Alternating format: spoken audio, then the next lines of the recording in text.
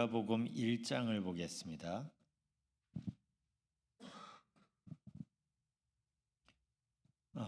두 군데를 볼 텐데 누가복음 1장 13절 14절 그리고 2장 10절 이렇게 보겠습니다. 먼저 누가복음 1장 13절 14절 찾으신 분 함께 봉독하겠습니다. 천사가 그에게 이르되 사가랴여 무서워하지 말라. 너의 간구함이 들린지라. 내 아내 엘리사벳이 내게 아들을 낳아 주리니 그 이름을 요한이라 하라. 너도 기뻐하고 즐거워할 것이요 많은 사람도 그의 태어남을 기뻐하리니. 아멘. 누가복음 2장 10절로 갑니다. 시작. 천사가 이르되 무서워하지 말라. 보라, 내가 온 백성에게 미칠 큰 기쁨의 좋은 소식을 너에게 전하노라. 아멘. 우리가 며칠 전에 성탄절을 보냈습니다. 우리가 보는 지난주에도 나눈 것처럼 누가복음은 시작부터 세례 요한의 출생 그리고 예수님의 탄생을 이야기를 합니다. 둘 모두 우리의 상식을 넘어선 사건이죠. 엘리사벳은 아기를 못 갖다가 나이 많은 여인이었고 마리아는 10대로 추정되는 처녀였기 때문이죠. 그런데 하나님은 그 불가능을 가능하게 하시면서 모든 생명의 주인이 하나님이시라는 걸 선언하듯이 보여주십니다. 그리고 그 생명의 주인께서 이제 새로운 생명의 계획을 시작하고 계심을 이 두 사건을 통해 보여주면서 신약이 시작이 됩니다. 그래서 신약 시작 분위기가 기쁨이에요. 그래서 그 두 부분을 잠깐 본 겁니다. 누가복음 1장 13절에서 천사가 사가랴에게 나타나서 아내 엘리사벳이 이제 아들을 낳을 것이다. 그러면서 14절에서 이렇게 말합니다. 너도 기뻐하고 즐거워할 것이요 많은 사람도 그의 태어남을 기뻐하리니. 그랬어요. 그리고 누가복음 그 뒤에 57절 1장 57절에서 엘리사벳이 아들을 낳는데 58절을 보면 이웃과 친족이 주께서 그를 크게 긍휼히 여기심을 듣고 함께 즐거워하더라 그래요. 저는 이게 하나님께서 시작하시는 복음의 프리뷰, 예고편이라는 생각이 듭니다.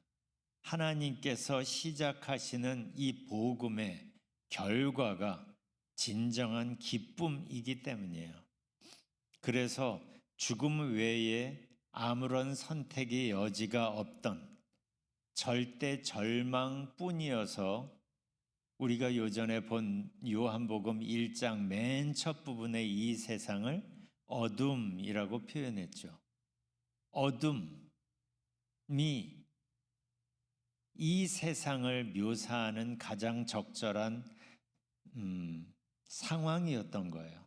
그런데 그 어둠 속으로 생명의 빛께서 찾아오신 거죠. 그게 크리스마스잖아요. 그래서 우리 앞에 영생을 제시하시는 거죠. 어둠뿐인 죽음 외에 다른 선택의 여지가 없던 우리 앞에 영생을 제시하시고 예수님을 믿는 사람들을 하나님의 자녀라고 선언하시고 그래서 하나님의 자녀로서 우리는 내일을 소망하게 되고 영생을 소망할 수 있게 된 거예요. 우리에게 진정한 기쁨과 생명과 소망을 주시기를 원하셨기 때문에 하나님께서 이러한 일을 벌이셨고 그래서 그렇게 신약이 시작이 된 겁니다. 그래서 사도행전 3장 19절을 보면 베드로가 복음을 전하면서 이제 성령을 받고 복음을 전하면서 이렇게 말하죠. 너희가 회개하고 돌이켜 너희 죄 없이 함을 받으라. 이같이 하면 유쾌하게 되는 날이 주 앞으로부터 이를 것이요 유쾌하게 되는 날, 우리 개역 성경에서는 유쾌하게 되는 날이라고 표현을 했어요. 저는 이 표현이 참 좋습니다. 개역 개정에선 새롭게 되는 날이라고 했고, NIV에서는 The times of refreshing, times of refreshing이라고 했어요. 이게 하나님이 우리 안에서 만드시려는 변화인 거예요. 이게 복음이 만드는 그 변화의 결과를 유쾌함이라고 표현했고, 새롭게 됨이라고 표현을 하는 거예요. 죄로 오염된 마음을 완전히 새롭게 하셔서 진정한 유쾌함과 기쁨을 누리게 하시려고, 바로 이것을 위해 오신 분이 예수님이잖아요.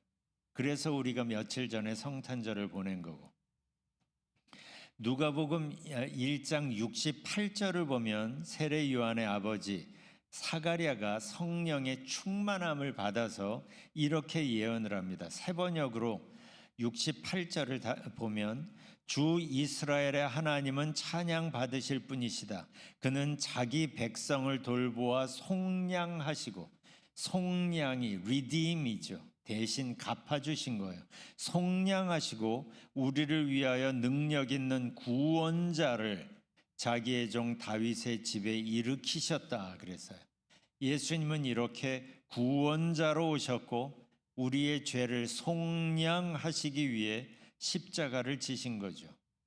그래야 우리에게 하나님의 생명이 주어질 수 있고, 그래야 진정한 유쾌함과 기쁨과 소망을 누릴 수 있기 때문입니다. 그래서 누가복음 2장 10절에서 천사가 목자들에게 이렇게 말을 하죠. 보라, 내가 온 백성에게 미칠 큰 기쁨의 좋은 소식을 너희에게 전하노라. 이게 성탄의 주제인 거예요. 예수님이 오심이 어떠한 의미인가? 온 백성에게 미칠 큰 기쁨의 좋은 소식, 큰 기쁨의 좋은 소식인데, 이스라엘 백성에게만이 아니라 온 백성에게 미칠, 이게 성탄으로 열리는 신약의 분위기입니다. 하나님께서 어둠 속에 있는 우리들에게 어떤 수를 써서라도 꼭 주시고 싶으셨던 것, 그게 영생이라고 했죠. 그런데 그 영생을 지금 천사는 온 백성에게 미칠 큰 기쁨의 좋은 소식이라고 지금 표현하고 있는 거예요. 이 큰 기쁨의 좋은 소식의 근거가 바로 영생이기 때문이에요. 영생은 우리가 생명의 빛으로 오신 예수님과 동행할 때 그분 안에서 누리게 되는 생명력입니다. 영생은 죽어서 천당 간다는 말만이 아니라, 그것도 맞긴 맞지만, 죽어서 천당 가는 걸 영생이라고 말하는 것만이 아니라, 이 땅을 살면서, 오늘을 살면서 임마누엘을 선포하고 오신 예수님과 동행하면서, 예수님과 동행하니까 그분의 생명력을 공급받게 되고 그분의 생명력으로 누리는 것이 영생입니다. 그러니까 영생은 나중에 우리가 경험하는 게 아니라 오늘을 경험하는 거고, 영생을 경험해야 신앙생활을 제대로 하는 거예요. 신앙생활은 교회 다니는 걸 말하는 게 아닙니다. 신앙생활은 오늘을 살 때 예수님이 주시는 영생을 맛보고 누리며 사는 것을 말하는 겁니다. 어떻게 그런 그 영생을 우리가 맛보며 살 수 있을까? 예수님과의 동행이 해답이에요. 그래서 예수님이 오신 것을 마태복음 1장에선 임마누엘이라고 말하는 겁니다. 우리가 성탄절을 지냈는데 왜 여전히 이 말을 하는가? 성탄절은 지나가는 게 아니에요. 성탄절을 지났기 때문에 예수님이 오심으로 하나님의 계획이 우리 안에서 본격적으로 시작된 겁니다. 그러니까 우리는 성탄절을 지나간 게 아니라 이제부터 이제 성탄절의 효과를 우리가 누리며 살아갈 수 있어야 되는 거예요. 성탄절의 효과가 뭐예요? 임마누엘인 거예요. 그래서 예수님과의 동행이 중요한 겁니다. 성탄절의 의미를 아는 게 중요한 게 아니라 성탄으로 시작된 임마누엘을 누리며 사는 게 중요한 겁니다. 예수님과 함께 동행하며 임마누엘을 실제로 맛보고 누리는 것을 소망하십시오. 그게 신앙생활이에요. 하루하루 월화수목금토 하루하루 주님과 동행하며 살 때 그 하루하루의 소소한 내가 하나님께 드리는 예배라면, 삶으로 드리는 예배라면, 그렇게 하루하루를 살던 성도들이 함께 모여 함께 하나님을 예배하는 게 주일 예배인 겁니다. 이걸 왜 자꾸 우리가 아는데 자꾸 강조하냐면, 주일날 하나님 앞에 나와서 인사하고 하나님을 만나는 게 아니라는 거예요. 그건 구약에 그랬어요. 그런데 신약에 와서 하나님이 임마누엘을 선언하셨기 때문에 우리는 하루하루 주님과 동행하다가 주일날 그 하나님을 예배하는 겁니다. 주일날이 하나님을 만나서 특별한 날이 아니라 매일매일 함께 동행한 그 하나님을 우리가 함께 예배하기 때문에 특별한 날인 거예요.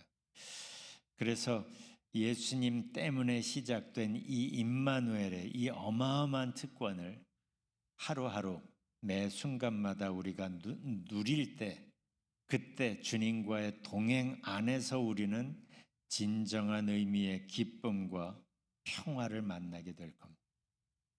그때 우리는 주날개 및 내가 편안히 쉬네, 밤 깊고 비바람 불어쳐도, 이걸 우리가 경험하게 되는 겁니다. 아까 불렀던 찬송